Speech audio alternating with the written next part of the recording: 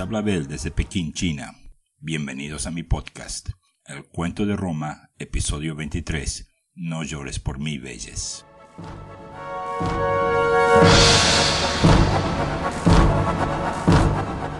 No es por nada que existe la expresión hogar, dulce hogar o home, sweet home en inglés. No creo ni por un minuto que exista un idioma que no tenga una frase o expresión que no sea un buen equivalente de esto, y creo que eso también vale para los antiguos romanos. Pero, como veremos en este episodio, esto también cuenta para los enemigos de Roma, y hoy hablamos de dos de estos enemigos, Fidenas y Veyes. La primera fue la única ciudad al sur del río Tíber, y la segunda era la ciudad etrusca más conocida y probablemente la más fuerte de toda la confederación etrusca.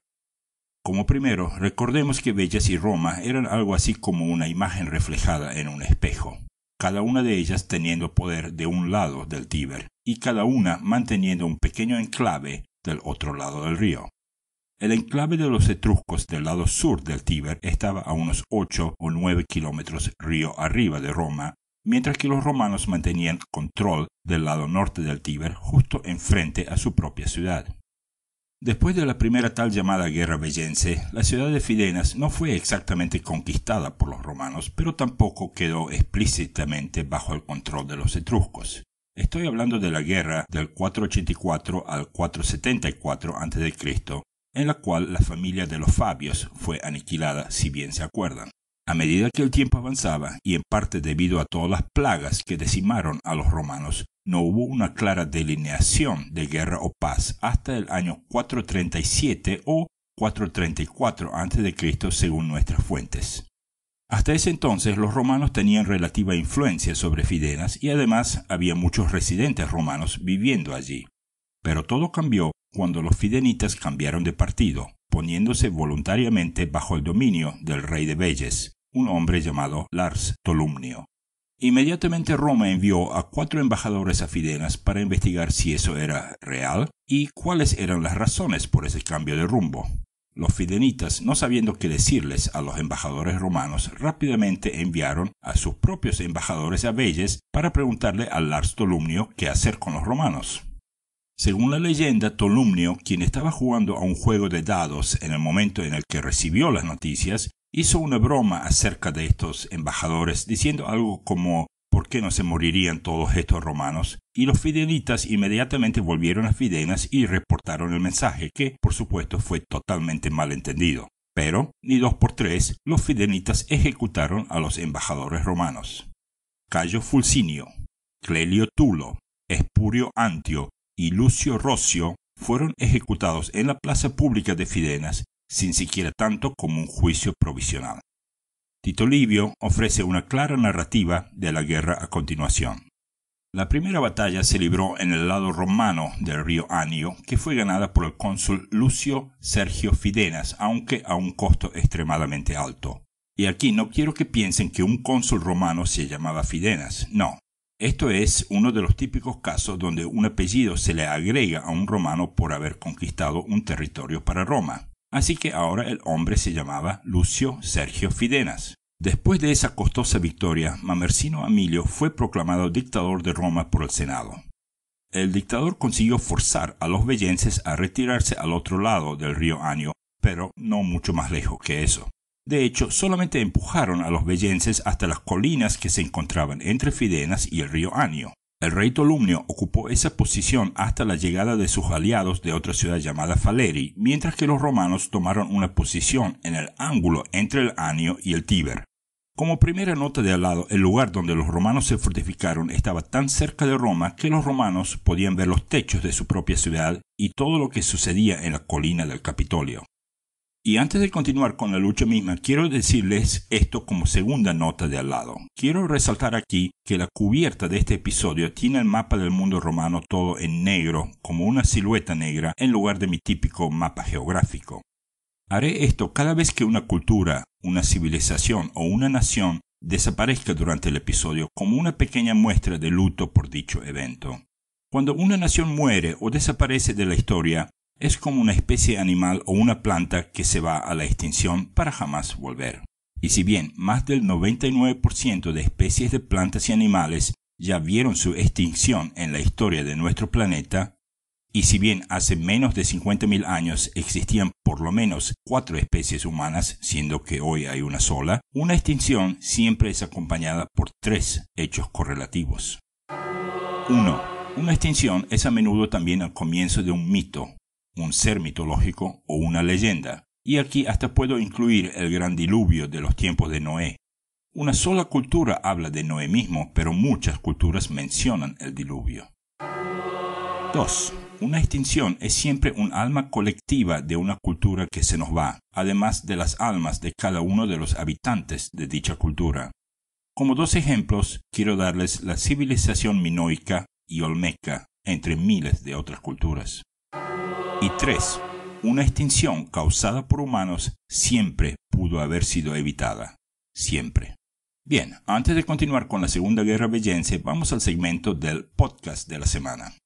Y repito que como les conté durante el episodio 20, cada semana y por 20 semanas voy a mencionar un podcast aquí. Un podcast que, tal como el mío, es joven, chiquito, sin muchas pretensiones y con un buen estilo y con buenas chances de crecer. Entonces, el podcast de la semana de esta semana es El Ocaso de Roma. Repito esto, El Ocaso de Roma. Todos sabemos que Roma, es decir, Roma como una entidad política y cultural, existió mucho más de 1000 años. ¿Alguna vez se ha preguntado qué es lo que le pasó a Roma cuando cumplió esos 1000 años? Bueno, si quiere la respuesta tiene que escuchar el episodio más reciente, es decir, el episodio 15 de El Ocaso de Roma, y ver la suerte que un tal Filipo el Árabe tuvo por el solo hecho de estar a cargo de Roma durante una fecha tan especial.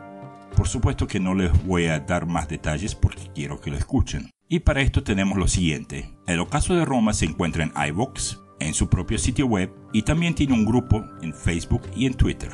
El creador y dueño de El Ocaso de Roma, Carlos de Miguel, ha hecho un brillante trabajo con su podcast y se autodescribe como un licenciado en historia medieval y sufrido profesor de secundaria por las ciudades y pueblos de la vieja Castilla.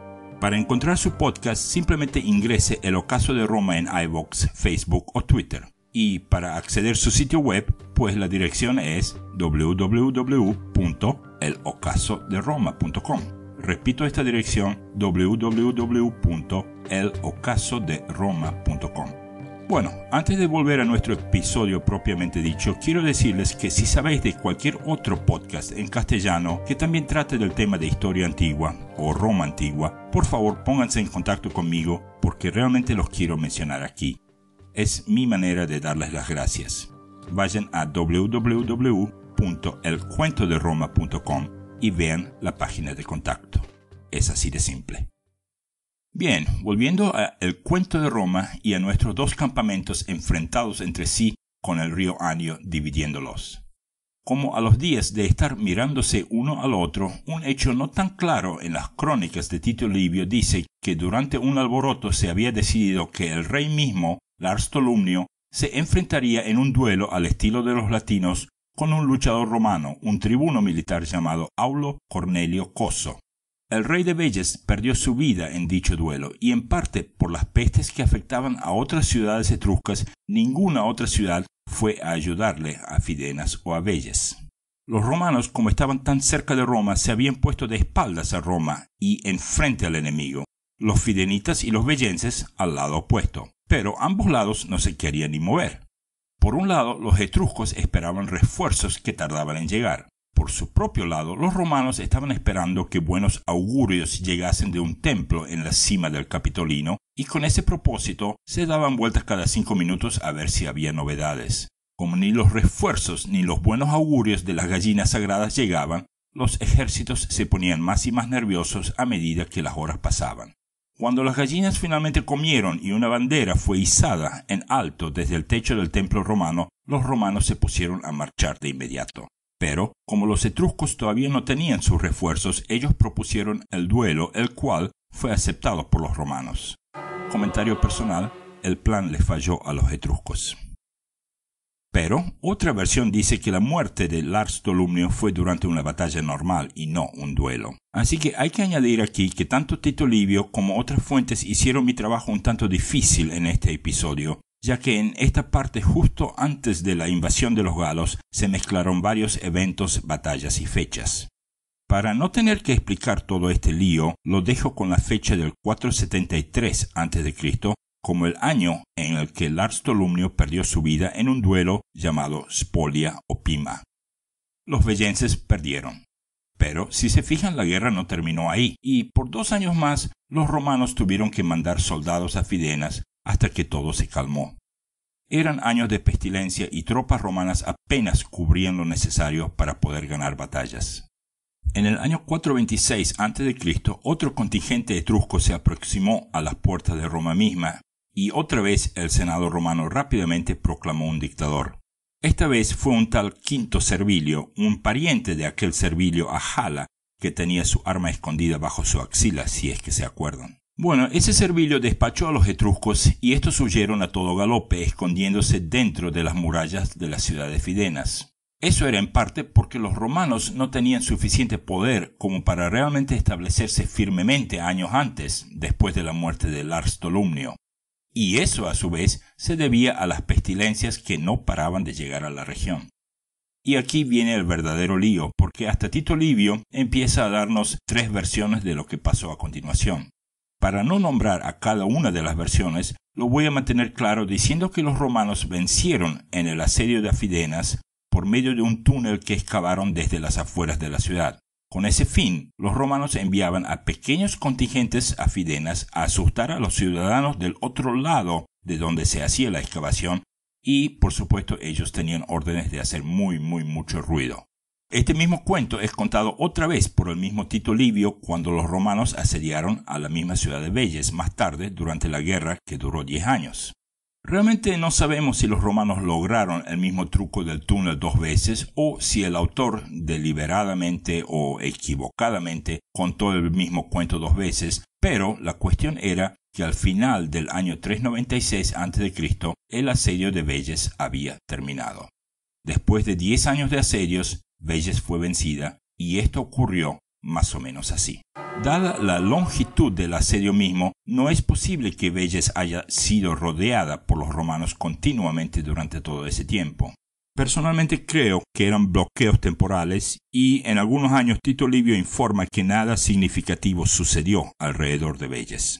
Además, magistrados elegidos anualmente siempre hacían lo suyo para que los romanos nunca se pusieran de acuerdo en ideas. Los romanos también estaban luchando contra un número de otros enemigos al mismo tiempo, y así, en algunos años, su atención estaba en otra parte.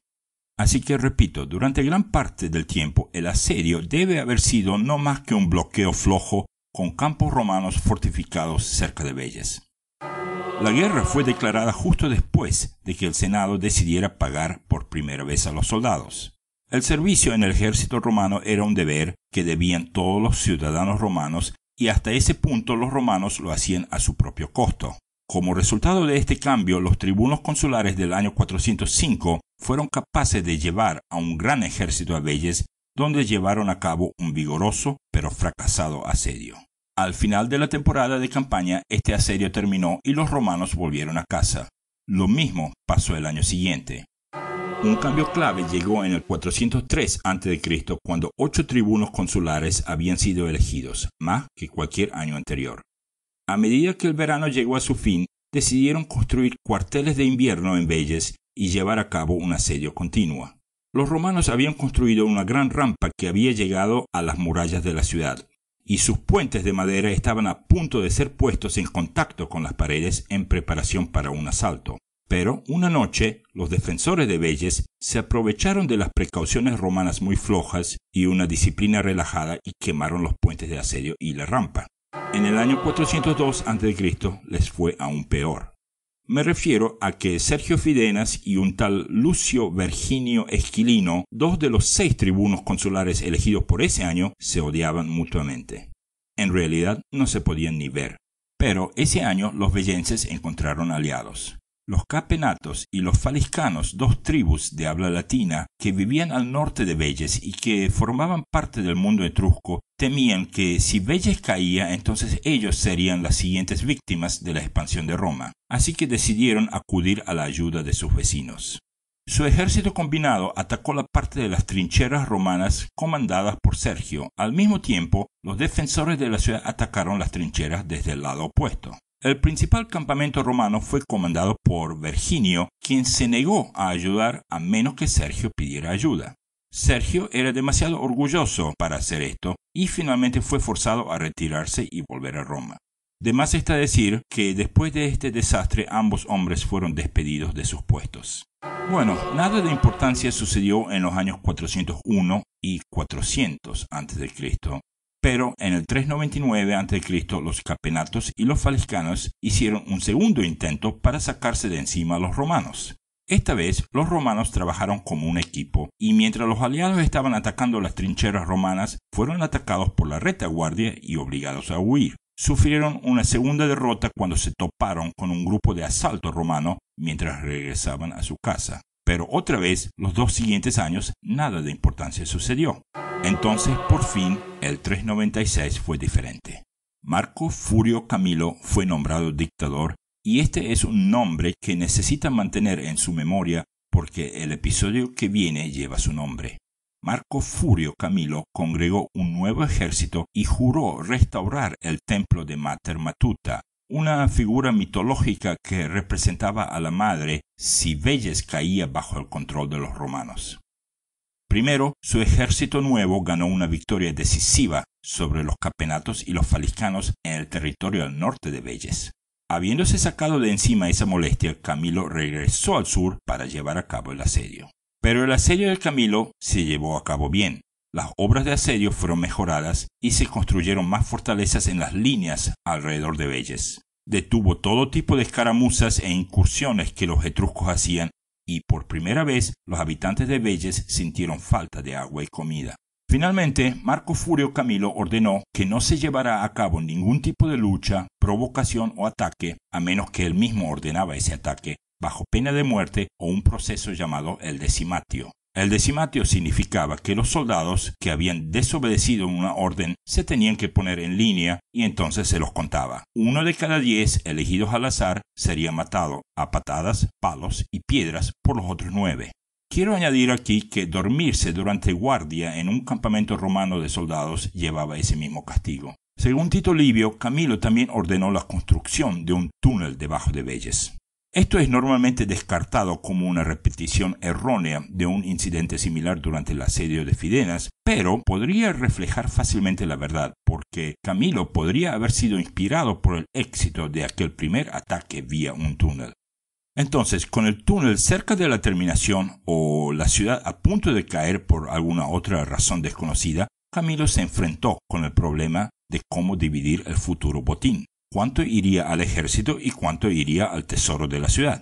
El Senado decidió que el botín debía ir al ejército, pero al parecer hubo elementos dentro del Senado mismo que no estaban de acuerdo con eso, y el solo hecho de haber planteado el problema fue suficiente causa para que Camilo fuese exiliado años después. Y otra vez, según Tito Livio, la ciudad cayó cuando los romanos en el túnel irrumpieron en el templo de Juno, que estaba dentro de la ciudad de Velles.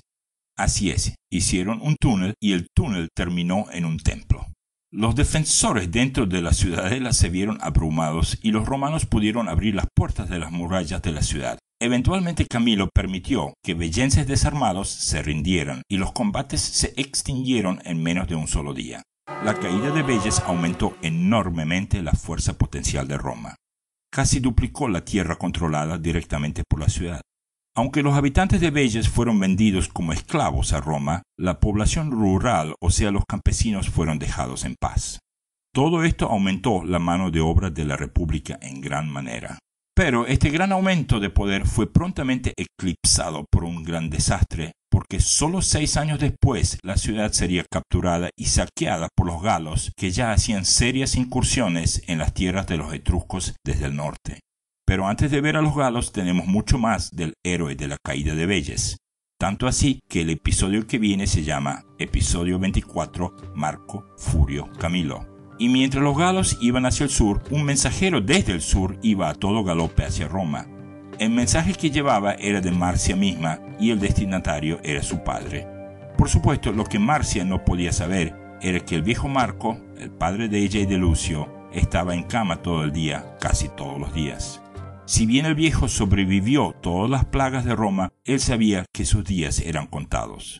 Lucio, por el otro lado, quien había crecido grande, ambicioso, fuerte y de un carácter muy dominante, también nos trae noticias. Él se había destacado gloriosamente en la batalla del río Anio y nuevamente en el asedio de Vélez misma, y ahora poseía no menos de 25 esclavos a su disposición. Con la victoria sobre Vélez, Lucio retornaba a Roma, a su casa, y detrás de él sus esclavos, con muñecas atadas y descalzos. Para ellos el concepto de un hogar dulce hogar ya no existía. Pero al fin y al cabo nadie lloró por Vélez, ni Lucio ni aquellos esclavos. Gracias por escuchar y hasta la semana que viene.